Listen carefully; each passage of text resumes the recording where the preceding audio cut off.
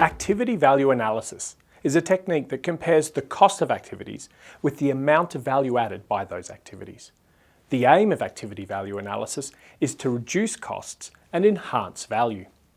After identifying all relevant activities, we then assess whether each activity is value-adding, value-protecting, or non-value-adding.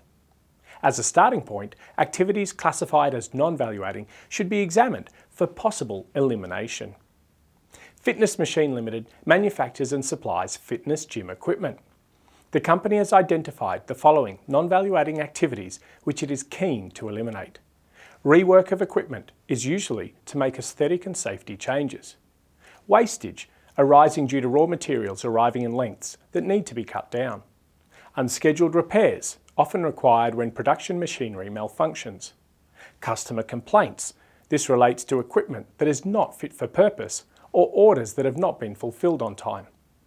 Through consultation with product development, production and customer support team leaders, the company has determined the benefits and costs associated with the partial and total elimination of these non-value-adding activities.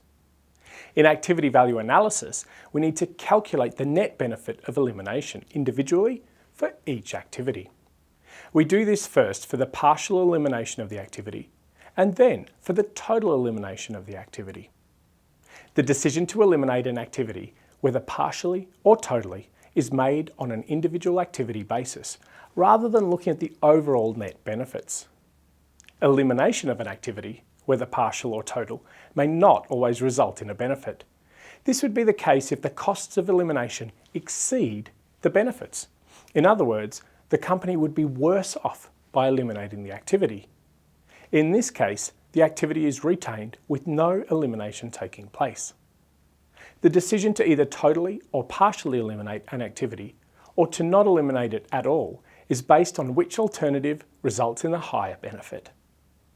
The net benefit of each activity is calculated by comparing, on an activity-by-activity basis, the net benefit of partial elimination to the net benefit of total elimination, and then selecting the elimination type that has the greatest net benefit. For Fitness Machines Limited, rework of prototypes and the wastage of excess metal should be eliminated in total, as total elimination delivers the highest net benefit for these activities. On the other hand, customer complaints should only be partially eliminated. What about repairs? Here, partial elimination would be less harmful to the company than total elimination. However, in both cases, there is a net cost of elimination, and so no elimination would take place. In this situation, activity value analysis has identified 3 activities that will provide net benefits upon elimination.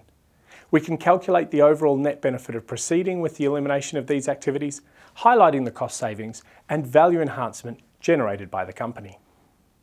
To recap, activity value analysis involves the identification and classification of activities as value-adding, value-protecting, or non-value-adding. Non-value-adding activities can be further scrutinised to determine whether their elimination, whether partial or total, would result in a net benefit. No elimination occurs if the cost exceeds the benefit of elimination.